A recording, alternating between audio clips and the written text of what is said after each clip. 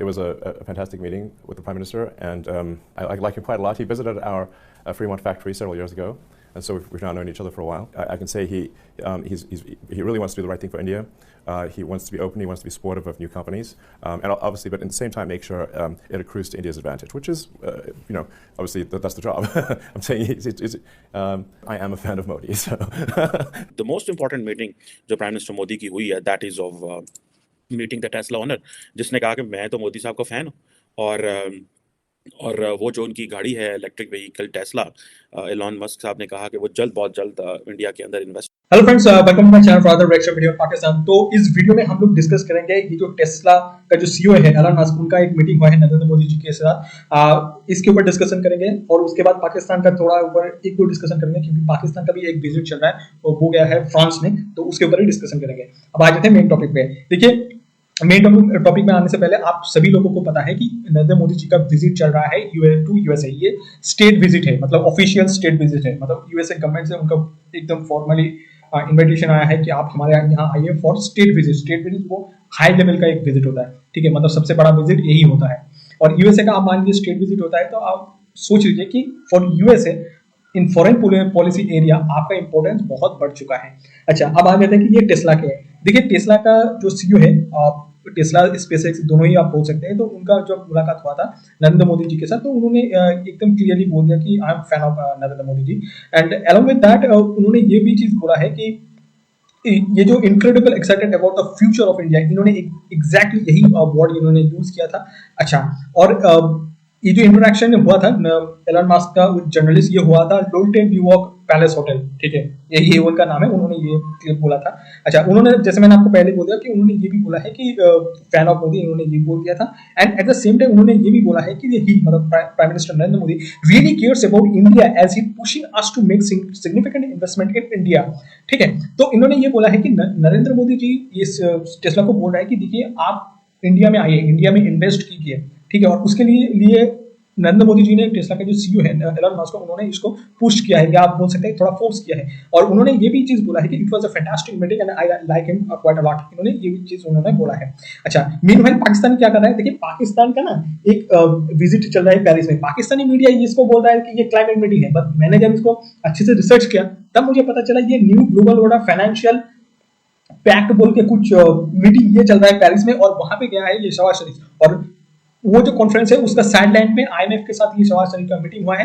I think उनको मिल जाएगा $1 billion, but I am not sure, ठीक है। और देखिए, इंडिया में आपको पता होगा रिसेंटली एक एप्पल का स्टोर भी ओपन हो रहा है इंडिया में। गवर्नमेंट ऑफ इंडिया कोशिश कर रहा है इंडिया में जो रिपेयर हब बनाने की, मतलब एक तो होता है मैन्युफैक्चरिंग हब, अब मैन्युफैक्चरिंग को देखिए सपोर्ट के लिए रिपेयर हब भी बनाना चाहिए, तो इंडिया कोशिश कर रहा है इसके ऊपर भी काम करेगा। और रिपेयर हब मतलब होता है वो सर्विस कैटेगरी में आ जाता है, वो आपका ये वैल्यू एडिशन होता है, लेकिन इसमें आप काम करना स्टार्ट कर देंगे ना, तो इसमें यहां से भी रेवेन्यू आना बहुत स्टार्ट हो जाए। और ये सब बहुत इंपॉर्टेंट है टू अचीव 5 ट्रिलियन 10 ट्रिलियन इकोनॉमी।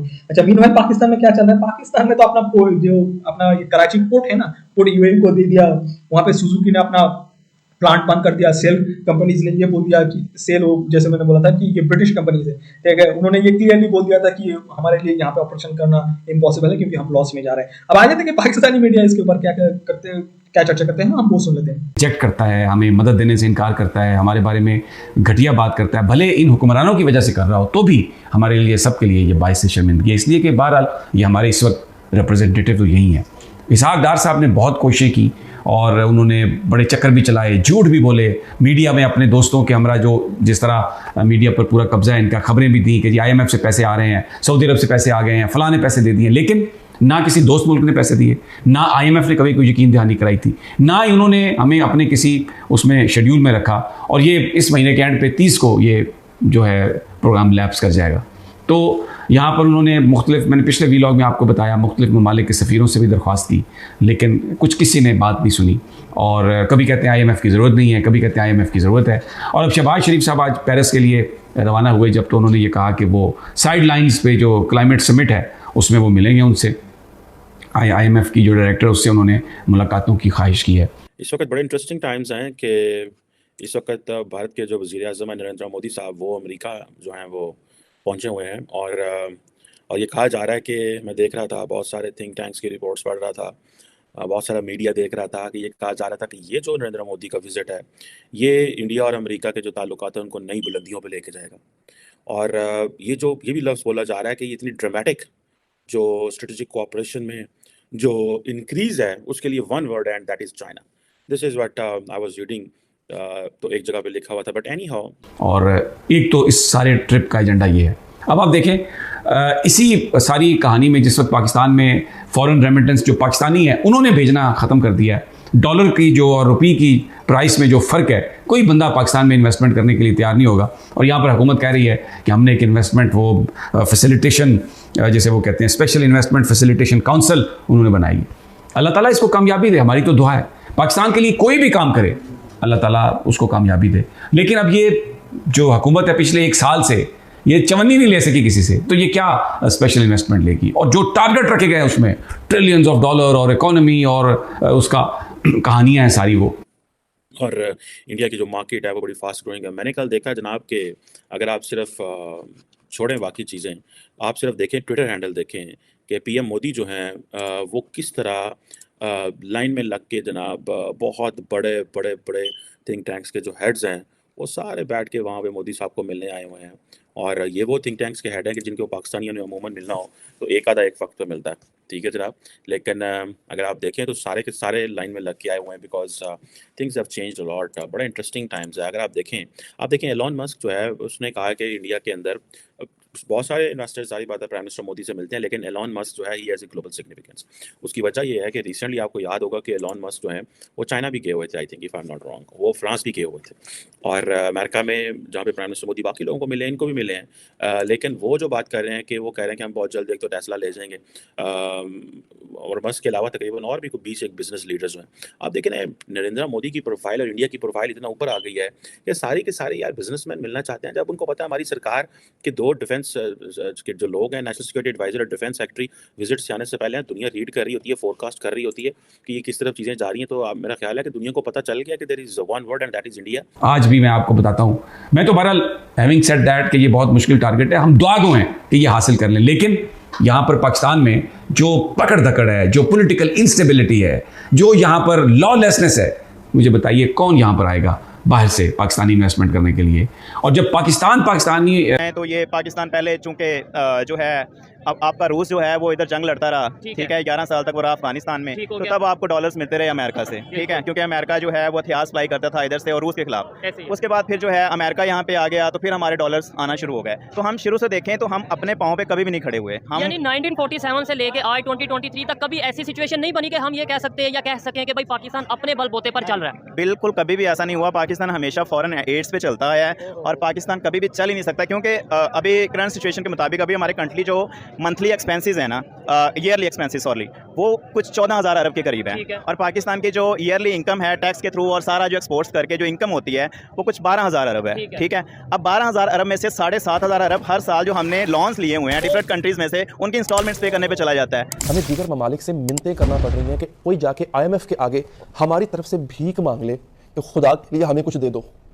ये मैं आपको बाकायदा खबर दूंगा। ये आप देख रहे हैं मेरे पास इस वक्त ये पलंदों का ढेर लगा हुआ है। इस वक्त मैं आपको बताऊंगा कि हुआ क्या एग्जैक्टली। और अब मैं वीडियो अगर बना रहा हूँ, अभी थोड़ी देर पहले एक बहुत बड़ी बैठक हुई है, उसमें आर्मी चीफ भी थे, उसमें वज़ीर आज़म भी थे, दीगर वज़रा भी थे, इत्तेहादी भी थे। उन्होंने एक फ़ैसला किया है, उस फैसले को इन्होंने 2035 तक इम्प्लीमेंट करने का वादा किया है।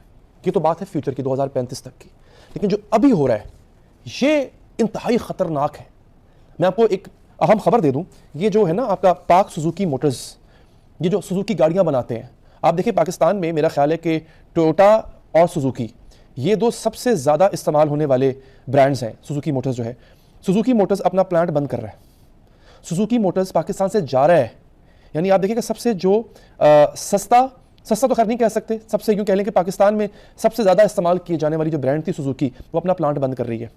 मैंने आपको इससे पहले ये भी बताया था, आपको शायद याद होगा नाजरीन, कि शेल भी अपना ऑपरेशंस यहाँ से बंद कर, क्योंकि यहाँ के करप्ट हुक्मरानों ने कोई ऐसा माहौल क्रिएट नहीं किया जिसमें लोगों को इज्जत से रोज़ी मिल सके, जिसमें किसी नौजवान का मुस्तकबिल हो। और वो बेचारे ये तमाम लीगल इलीगल तरीके इख्तियार करके यहाँ से जा रहे हैं। ये दर्जनों सैकड़ों की तादाद में जो वहाँ पर ये हलाकतें हुई। अब उनका ना कोई डॉक्यूमेंटेशन होगी, ना पता चलेगा ये जी पाकिस्तान की एम्बेसी यूनान में इन टच है, झूठे बयान, इजहार ताज़ियत। और देखें जिन लोगों पर अरबों रुपए की करप्शन के चार्जेस हैं वो ईमानदार बन गए हैं, हुकूमत में आ गए हैं और ऐसा लगता है उन्होंने हमेशा हुकूमत करनी है। एक मायूसी है लोगों में। तो साजिद साहब, एक ऐसा विजिट, क्या इससे पहले तो ये सोचा नहीं जा सकता था कि एक कंट्री के साथ एक विजिट से पहले इतने बहुत सारे कोई कंट्री जो है मुआहिदे कर सकता है? आप इसको कैसे देख रहे हैं? देखिए, मैं आपको एक्सप्लेन करने की कोशिश करता हूं कि इस वक्त दोनों ममालिक के अंदर क्या हो रहा है, जियोपॉलिटिकल क्या हो रहा है इस वक्त पूरी खासकर उस रीजन में भारत के हवाले से मैं थोड़ी सी बताने की कोशिश करता हूं। मैं एक तो ये बताऊंगा कि मोदी साहब जब से प्राइम मिनिस्टर बने तकरीबन हर साल आते रहे हैं, लेकिन उनका ये पहला स्टेट विजिट है। और उनके इस विजिट से पहले जो जिस तरह आपने खुद फरमाया है, लॉयड ऑस्टिन गए हैं जो हमारे